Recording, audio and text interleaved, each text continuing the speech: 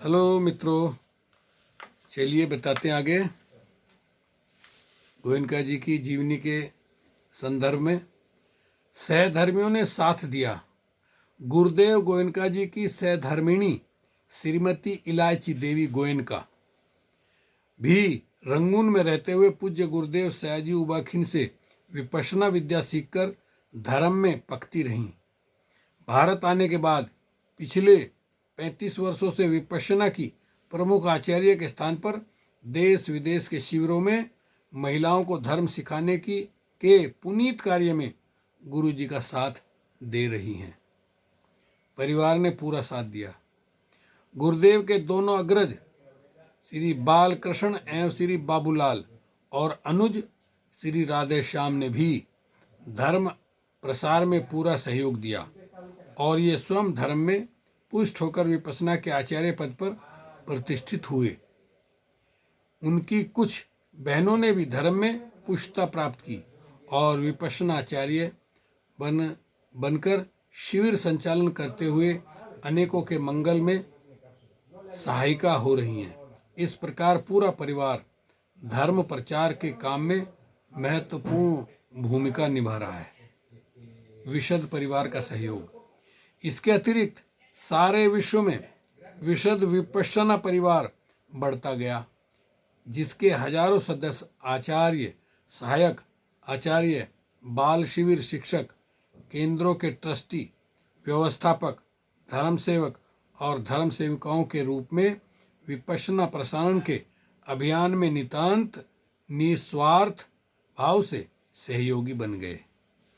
विपश्यना विशोधन विन्यास की स्थापना। विपश्यना विशोधन विन्यास की स्थापना इगतपुरी में धमगिरी के सन्निकट की गई, जिससे वहां पुरातन विपश्यना साहित्य और विपश्यना विद्या पर शोध कार्य किया जा सके।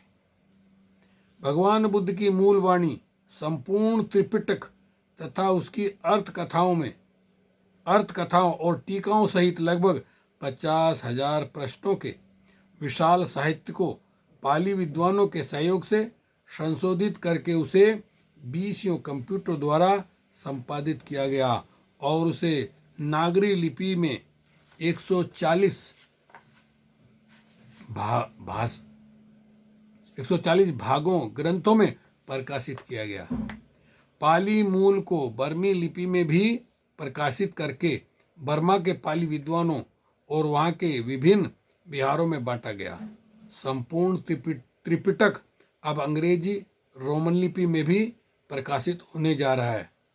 पाली एवं हिंदी में आधिकारिक व्याख्या, संपादन व प्रकाशन के अतिरिक्त संपूर्ण साहित्य को CD रोम में निवेशित करके शोध के उपयुक्त प्रोग्रामिंग की गई है।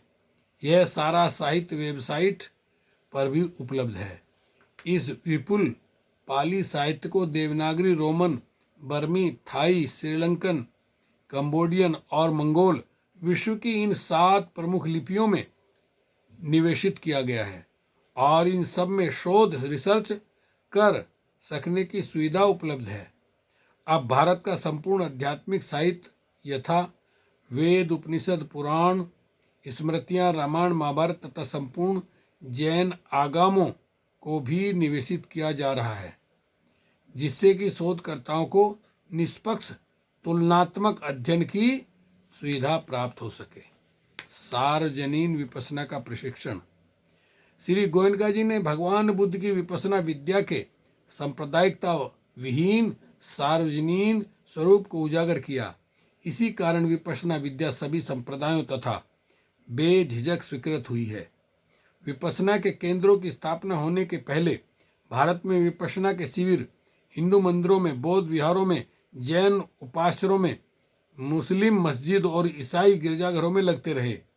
इन सभी संप्रदायों के लोग बड़ी संख्या में विपश्यना के शिविरों में सम्मिलित होते हैं। इन्हीं संप्रदायों में से विपश्यना के आचार्य प्रशिक्षित किए गए हैं। लगभग सभी बुद्धानुयायी देशों के अतिरिक्त Dubai, Oman, Bahrain, Kazakhstan, Pakistan, तुर्की, ईरान, बांग्लादेश और मलेशिया आदि मुस्लिम देशों में और इसराइल जैसे यहूदी देशों में देश में तथा यूरोप, अमेरिका, ऑस्ट्रेलिया और न्यूजीलैंड जैसे सभी ईसाई देशों में विपश्यना के शिविर लगते रहते हैं। इंडोनेशिया, मलेशिया और ईरान में विपश्यना के स्थायी केंद्र स्थापित हुए हैं। ईरान के मुस्लिम निवासियों के अतिरिक्त वहाँ के विद्वान मुस्लिम नेता आयतुल्ला ने स्वयं 1 से अधिक शिविरों में भाग लिया है। ईसाई पादरियों के नेता फादर डी मेलो, फादर लॉरेंस तथा मदर सुपीरियर मेरी के शिविरों में भाग लेने के पश्चात अब तक लगभग 5000 ईसाई पादरियों और साधियों ने भाग लिया है। 13 पंथ के आचार्य महाप्रज्ञ पूर्व नाम मुनिश्री नमथलजी, स्थानकवासी जैन श्रमण संघ के आचार्य शिवमुनि जी, पाशरगच्छ के आचार्य मुनि भुवनचंद जी तथा वीरायतन के उपाध्याय अमर मुनि जी सहित लगभग 400 जैन मुनियों और साधियों ने महाबोधि सोसाइटी ऑफ इंडिया के अध्यक्ष तथा बुद्ध परंपरा के प्रमुख नेता आचार्य भिक्षु नंदीश्वर जी एवं महामंत्री भिक्षु धर्मरत्न जी तथा आचार्य भिक्षु रतनपाल जी के अतिरिक्त हजारों की संख्या में भिक्षुओं, लामाओं और साध्वियों ने तथा अनेक हिंदू साध्वियों ने विपश्यना के शिविरों में भाग लिया है। इन विभिन्न संप्रदायों के नेताओं के अतिरिक्त लाखों की संख्या में इनके अनुयायियों ने शिविरों का लाभ उठाया और हर वर्ष इनकी संख्या बढ़ती जा रही है। स्पष्ट है कि विपश्यना विश्व भर में सार्वजनीन रूप से स्वीकृत हुई है। सद्धर्म में परिपुष्ट होने के लिए पुराने साधकों की सुविधा अनुसार 1 दिवसीय से लेकर 60 दिवसीय शिविरों का आयोजन होता है। नए लोगों के लिए कम से कम एक 10 दिवसीय शिविर में भाग लेना अनिवार्य होता है। श्री गोयनका जी के हिंदी व राजस्थानी दोहे उनके द्वारा प्रतिपादित उत्कृष्ट साहित्य सर्वत्र उपलब्ध हैं। अध्यात्म और सत्य धर्म की व्याख्या, मंथन आदि का विपुल साहित्य तो उपलब्ध है ही, परंतु विपश्यना का वैयक्तिक अभ्यास ही साधक को अध्यात्म की उच्चतम अवस्थाओं तक पहुंचाता है। ऑडियो वीडियो के माध्यम से विश्व के अनेक देशों में विपश्यना साधना की पूर्ण शिक्षा शुद्ध रूप में निःशुल्क उपलब्ध कराई जाती है।